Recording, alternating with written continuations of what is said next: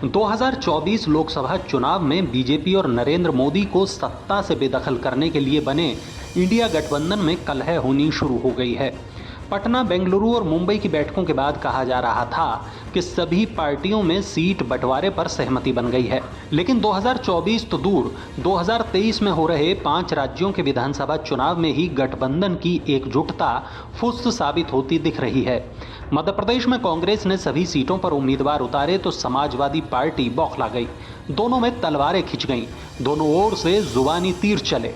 अखिलेश यादव ने साफ कह दिया कि अगर मध्य प्रदेश में कांग्रेस समाजवादी पार्टी के लिए कोई सीट नहीं छोड़ती है तो उसे लोकसभा चुनावों में यूपी में गठबंधन की बात भूल जानी चाहिए। कुल मिलाकर इंडिया अभी ठीक से खड़ा भी नहीं हुआ था और भविष्य पर ग्रहण लग गया। मध्य प्रदेश विधानसभा चुनाव के बहाने सपा और कांग्रेस की तल्खी के पीछे सिर्फ सीटों का बंटवारा नहीं है। राजनीतिक जानकार ये कह रहे हैं कि इसके बैकग्राउंड में पिछड़ा वोट बैंक पर हक जताने की लड़ाई भी शामिल है। जब इंडिया की नींव भी नहीं पड़ी थी तभी अखिलेश यादव ने पीडीए यानी पिछड़ा, दलित और आदिवासी का विनिंग फॉर्मूला दे दिया था। जातिगत जनगणना की मांग भी सपा लंबे समय से कर रही थी। बिहार के जातिगत जनगणना के आंकड़े आने के बाद कांग्रेस ने भी यही राह पकड़ ली। अखिलेश को यही बात अखर गई। मध्य प्रदेश में बात बिगड़ने के बाद अखिलेश ने कहा कि जातीय जनगणना की याद कांग्रेस को अब आई है। यही वो कांग्रेस है जिसने जातीय जनगणना की रिपोर्ट सार्वजनिक नहीं की।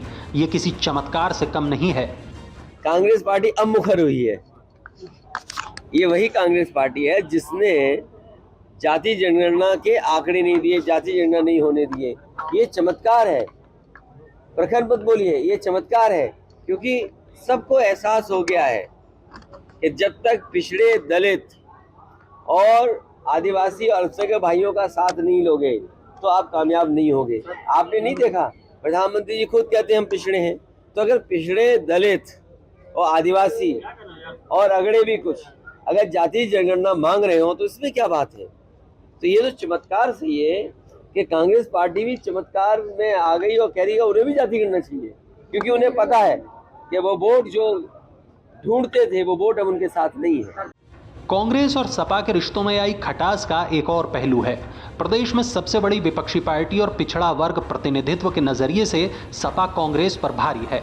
सपा भले पिछले दोनों चुनाव हार गई हो, लेकिन 2012 में प्रचंड बहुमत के साथ सरकार में आई थी। 2017 और 2022 के चुनावों में भी सपा दूसरी सबसे बड़ी पार्टी रही, जबकि कांग्रेस लंबे समय से यूपी की सत्ता से बाहर है। यूपी में कांग्रेस की हालत का अंदाजा इस बात से लगाया जा सकता है कि 403 सीटों वाली विधानसभा में कांग्रेस को 2017 में सिर्फ 3 और 2022 में सिर्फ 2 सीटें मिली थी। लोकसभा चुनावों में तो कांग्रेस का हाल और भी बुरा रहा। लिहाजा सपा को यह कभी बर्दाश्त नहीं होगा कि कांग्रेस उससे बड़ी पार्टी बनकर चुनाव लड़े। एक पेच 2017 के विधानसभा चुनाव का भी है, जब मुलायम सिंह यादव के मना करने के बावजूद बीजेपी को रोकने के लिए अखिलेश ने कांग्रेस के साथ हाथ मिलाया था। लेकिन जब चुनाव का नतीजा आया तो ये फिल्म बुरी तरह पिट चुकी थी। शायद एक वजह यह भी है कि अखिलेश दोबारा वह गलती नहीं करना चाह रहे हों।